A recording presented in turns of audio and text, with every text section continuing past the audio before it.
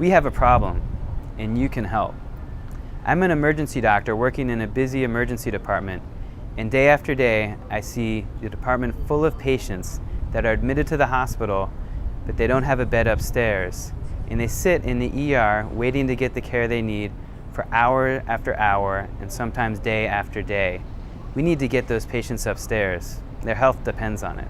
All the studies have shown, and this is resounding throughout all the literature, that the number one and most significant factor in what's called emergency department crowding is the lack of inpatient beds. And what happens is, when people need to be admitted, there's no inpatient bed for them to go to. So where do they stay? They stay in the emergency department. Somebody 10, 20 years ago decided, hey, that's the best place for them to stay. I was there for the better part of 2 days on the very uncomfortable gurney in the emergency room.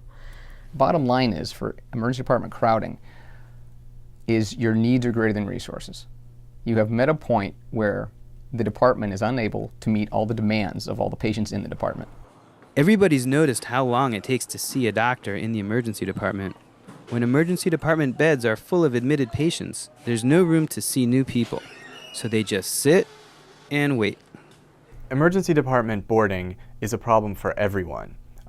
It affects wealthy people, it affects poor people, it affects people who have the best insurance out there, and it affects people who don't have insurance. It happens in community hospitals, it happens in fancy private hospitals, and it even happens in county hospitals. When the emergency department is overcrowded, it goes on diversion and stops accepting ambulances. That means if you call 911, you may not get to go to your hospital. You may not see your doctor, and your ambulance may just keep on going, looking for an open hospital. And what happens to that patient in that rig? Well, they have to bypass 1, 2, 3, 4 hospitals just to find one that's open. Meanwhile, the patient in that rig needing emergency services isn't getting it. The statistics are staggering. Did you know that if you come into a crowded emergency department with a heart attack, you are twice as likely to have a serious complication? Did you know that if you're admitted to the hospital and you spend a long time in the emergency department, your mortality is going to be 30% higher? On top of which, if you spend a long time in the emergency department, your length of stay in the hospital is going to be 1 extra day longer. Which of course means that while you're in a hospital bed, someone else is waiting downstairs in the emergency department for your bed. We need to get our patients upstairs. Studies show increased risk of morbidity and mortality because a patient showed up in the emergency department on a day they were crowded. It can be difficult as well when you're taking care of patients that have been there for a longer period of time, and then your new patients are coming in, to share your attention in an appropriate way. The patients that have just arrived, we don't know what's wrong with them yet. Whether or not it may be life-threatening, we're not necessarily sure as soon as they hit the door. So it's important that they get attention immediately. And that can make it difficult to take care of the longer term patients, where you have your plan of care, what you plan to do at what times to meet their needs. My biggest concerns as a director of an emergency department that is a medium-sized department is that patients are not receiving as high a quality care as I would like to provide. I'm concerned that patients are lingering in the emergency department long after the decision to admit them into the hospital has been made. And during that time, they receive care that could be improved upon if they were in a more quiet setting, not in the hallway of an emergency department. They could receive better nurse care if there were nurses dedicated to them, not nurses that are in the emergency department assigned to them, but who are busy with other critically ill patients that continue to arrive, but nurses that can provide them with even more personal, one-on-one or direct care. That healing is influenced by your environment. But it was very cold.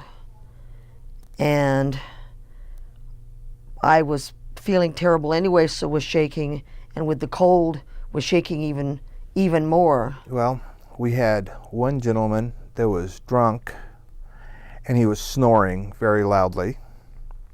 There was another person who was slowly but surely passing away. It's not possible to really rest at all. You know, there's so much going on. Other people in who are sick, who are hurt, whatever their problem happens to be. We're emergency doctors. We're highly trained specialists in the art of acute emergency care. Nothing's more important to us than giving our patients the care they need. And what we need to do is treat them acutely and then get them to the specialists that take care of them for the long term. Political leaders need to know this. This is one of the few problems in medicine that you can solve tomorrow. All you need to do is make it possible for hospitals to adopt the ability to use their capacity, physical capacity, as maximally as they can. At some point, in some days, the hospital will literally be full. And that's all that we can do, is take care of the patients that we can fit into the hospital. But for now, we fit the patients into the one place in the hospital, the life raft, if you will, the one place in the hospital that must be open all the time by federal law to every person who walks in. And it will remain open, and we will take care of those patients.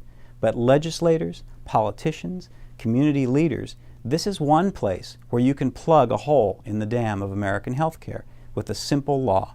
Make it possible for us to take care of patients upstairs. After you do that, the competitive marketplace will help that. That'll take care of itself. No hospital will want to be the one who's left behind. And we've never been black. Since you started it. Well, we were on... Doctors at LA County, USC are doing just this. It's called the Surge Plan. When their ED is crowded, they spread admitted patients throughout the hospital, and hallways upstairs if they have to. The effect has been dramatic. Emergency department waiting time has gone down. Boarding time has gone down. Hospital length of stay has gone down. And look at the drop in the percent of time the ED is overcrowded. It's a relative drop of 81%. All of this leads to improved patient care.